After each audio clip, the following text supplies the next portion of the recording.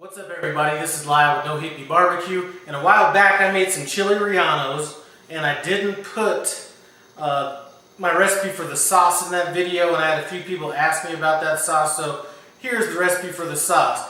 This is a very easy sauce. This sauce would go good with Chile Rellenos, and it would go good with just about any other kind of Mexican recipe. Anyway, why don't you guys come on in and take a look at these ingredients, and then we'll get cooking. I am going to go ahead and list all these ingredients, but I will have the exact ingredients in the description below. So what we're going to need in this is we're going to need 1/3 cup of corn oil. I have 1 medium onion. I have 1/3 cup of flour, 3 Roma tomatoes that I have chopped up, 2 jalapeno peppers that I have chopped up. I have 5 cups of chicken broth.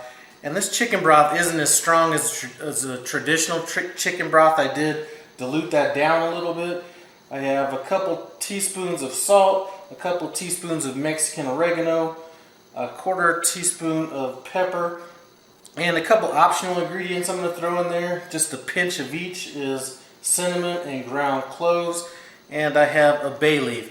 As far as these vegetables go, they're kind of rough chopped. We're going to be running this through a blender later on, so we didn't really need to get a good chop on them. One thing I did forget to mention is I have 5 cloves of garlic. Anyway, the first step I need to do is to get this oil heated up. What we're going to do is cook our onions, peppers, and garlic until they become translucent. So let's get over to the stove. Now that we have our oil heated up, what we're going to do is we're going to go ahead and add our onions. And this by no means is my recipe. I took a few different things from a few different recipes and kind of tweaked it. Now, in some of the recipes they added the jalapeno peppers now, and some of them they added them later. I'm just going to go ahead and add the jalapenos now. And we're going to stir this in and cook it until it becomes translucent. Okay, now that these vegetables are kind of almost about to start caramelizing, we're going to go ahead and throw in our flour. We're going to stir this in good.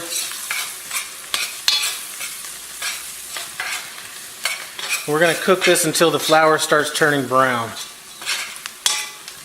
Our flour is starting to get some color to it. I'm going to go ahead and turn off this stove and scoot this off of the heat. And let's get on to the next step. Now that our vegetables are cooling off, what we're going to do is we're going to go ahead and add our tomatoes to our food processor or blender. Food processor would work as well. And I'm going to go ahead and add my chicken stock to it. It doesn't need to be all of it. I just want enough chicken stock to blend up these tomatoes well.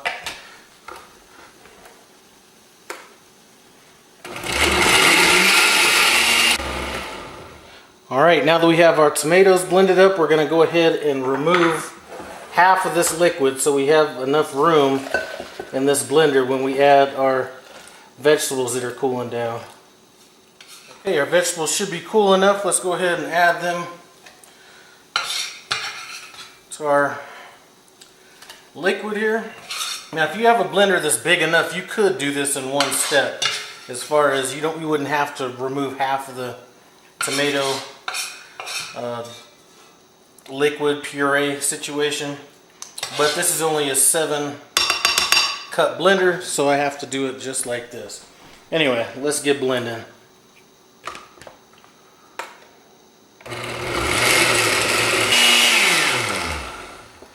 Okay, now that we have that blended up, we're going to go ahead and pour this back into the bowl or into the pot that we had everything in earlier. Go ahead and add the rest of this tomato puree with the chicken stock. And now we're going to add our salt and pepper.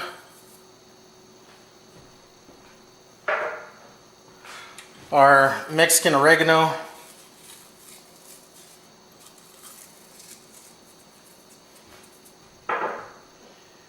And our cinnamon and ground cloves.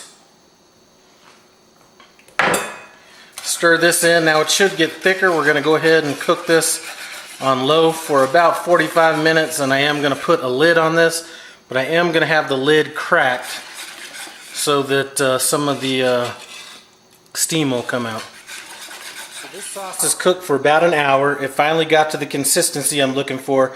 And one thing I did do that I didn't mention on camera was I did go ahead and add that bay leaf a little earlier. So I'm going to go ahead and let this cool down. And I think I'm going to go ahead and make some, I'm not sure if I'm going to do the whole batter on these chilies this time, but I think I'm going to do some more chilies tonight to go along with this. One thing I have to say about this sauce is it's extremely easy to make. To go along with this sauce, I made some battered and unbattered Chile Rellenos. So, you know, let's taste this sauce first. I'm going to go ahead and taste it by itself.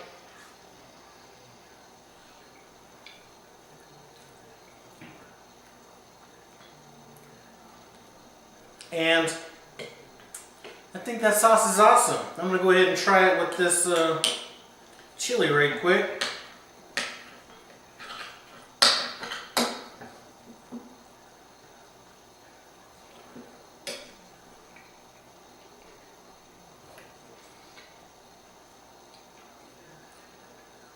You can tell those optional ingredients are coming through, especially that cinnamon, but you can taste some of those ground cloves coming through, but that cinnamon really does pop. If you do actually happen to make this, definitely use those two optional ingredients. Another ingredient you can kind of taste coming through is that oregano as well. I love this sauce. I don't think that, you know, with these chilies, I think it would go with a lot of other different things as well. Anyway, thanks for stopping by No Hippie Barbecue. I appreciate it. Comment, subscribe, and I'm out.